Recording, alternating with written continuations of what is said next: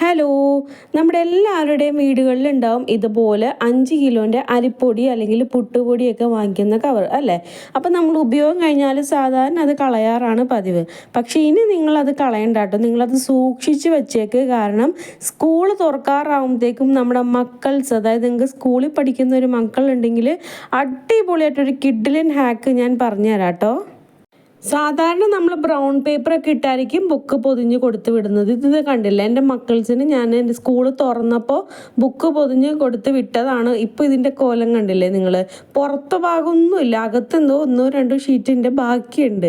അപ്പോൾ അങ്ങനെ വരുമ്പോൾ നമ്മൾ ഇതുപോലത്തെ ഒരു അരിപ്പൊടിയുടെ കവർ എടുക്കുക കേട്ടോ. നല്ലപോലെ ക്ലീൻ ചെയ്തിട്ട് ഞാൻ വെയിലത്ത് വെച്ചൊന്ന് ഉണക്കി എടുത്തിട്ടുണ്ട്. എന്നിട്ട് നമ്മളിതുപോലെ അതിൻ്റെ 4 ഭാഗവും അതുപോലെ കട്ട് ചെയ്തെടുക്കുക കേട്ടോ. ഇപ്പോൾ നിങ്ങൾക്ക് ഏകദേശം ഐഡിയ മനസ്സിലായിട്ടുണ്ടാവുമെന്ന് ഞാൻ വിചാരിക്കുന്നു. നമ്മളിത് ബുക്ക് പൊതിയാൻ വേണ്ടിയിട്ടാണ് കേട്ടോ നമ്മളിന്ന് ഈ ഷീറ്റ് എടുക്കാൻ പോകുന്നത്. നിങ്ങൾ നിങ്ങളുടെ ലൈഫിൽ ഇതുപോലത്തെ ഒരു ഹാക്ക് കണ്ടിട്ടുണ്ടാവില്ല. കാരണം ഇത് എൻ്റെ ഐഡിയ ആണ് കേട്ടോ. വേറെ എവിടെ നിങ്ങൾ ഇതുപോലത്തെ ഒരു ഐഡിയ കണ്ടിട്ടുണ്ടാവില്ല.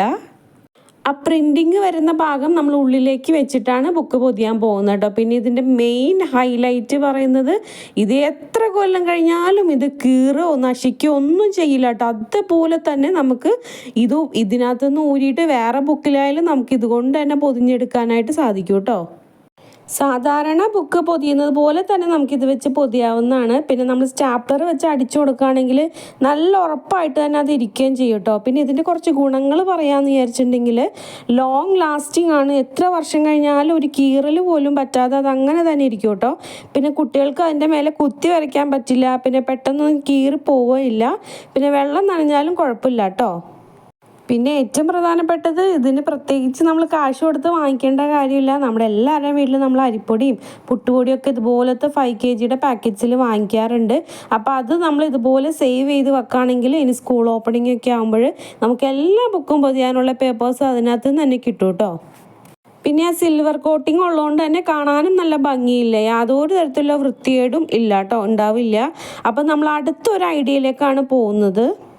ഇതുപോലെ മറ്റൊരു കവർ ഞാൻ എടുത്തിട്ടുണ്ട് കേട്ടോ. ഇത് ഞാൻ വാഷ് ചെയ്തിട്ട് നല്ലപോലെ ഡ്രൈ ആക്കി വെച്ചേക്കണെയാണ്. അതിൻ്റെ അകത്തുനിന്ന് ഇതുപോലെ ഞാനൊരു ജസ്റ്റ് ഒരു പീസ് കട്ട് ചെയ്ത് മാറ്റുന്നുണ്ട്.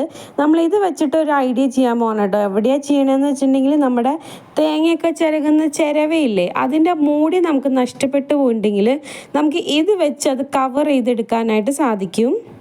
ചിരവയ്ക്ക് മൂടിയില്ലെങ്കിൽ സംഭവിക്കാൻ പോകുന്ന പ്രധാനപ്പെട്ട കാര്യം എന്ന് പറഞ്ഞാൽ, നമ്മളിതുപോലെ കൗണ്ടർ ടോപ്പൊക്കെ തുടയ്ക്കുമ്പോൾ, ഞാനിതേത് കണ്ടില്ലേ, എൻ്റെ കൈ മുറിഞ്ഞ് കഴിഞ്ഞ ദിവസം നമ്മൾ കൗണ്ടർ ടോപ്പ് തുടച്ചപ്പോൾ അതിനകത്ത് കൊണ്ട് മുറിഞ്ഞതാണ് കേട്ടോ. അപ്പോൾ അങ്ങനെ വരാതിരിക്കാനായിട്ട് നമുക്ക് ഇതുപോലെ ഒരു പീസ് പേപ്പർ എടുത്തിട്ട്, ആ ഷീറ്റ് എടുത്തിട്ട് നമ്മളിതുപോലെ കവർ ചെയ്ത് വെച്ചിട്ട് ഒരു റബ്ബർ ബാൻഡ് ഇട്ട് കൊടുത്തിട്ടുണ്ടെങ്കിൽ നല്ല വൃത്തിയായിട്ട് നല്ല ഭംഗിയിലിരിക്കും കേട്ടോ. പിന്നെ സാധാരണ നമ്മുടെ ചിരവയിൽ കാണാറുള്ള ഉറുമ്പും ഈച്ചയും ഒക്കെ വരാതിരിക്കാനായിട്ട് ഇതുപോലെ ഒരു ഐഡിയ നിങ്ങൾ ചെയ്ത് വെച്ചാൽ മതി. നല്ല കിഡിലൻ ഐഡിയ ആണ്. ഉറപ്പായിട്ടും എല്ലാവരും ഇതുപോലെ ഒന്ന് ചെയ്ത് നോക്കണേ. ഇനി മറ്റൊരു ഐഡിയയിലേക്ക് നമ്മൾ പോവാം. ഇതുപോലൊരു പാക്കറ്റ് വേറെ എടുത്തിട്ടുണ്ട്. അത് ഇതുപോലെ ജസ്റ്റ് ഒരു പീസ് ഇതുപോലെ കട്ട് ചെയ്തെടുക്കാം.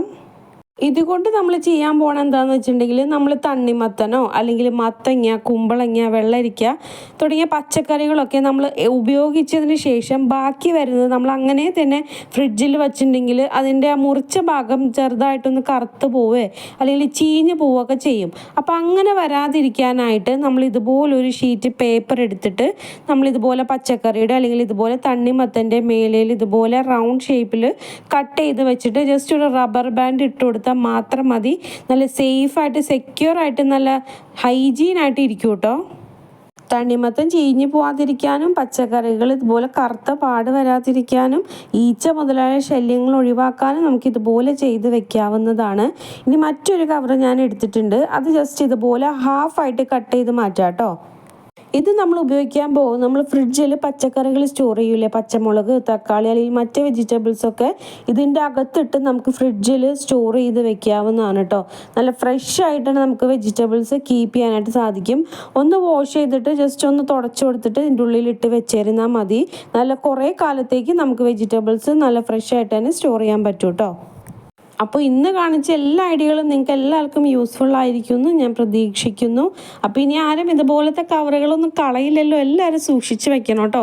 നമുക്ക് ഇതുപോലത്തെ യൂസിന് ഉപയോഗിക്കാം.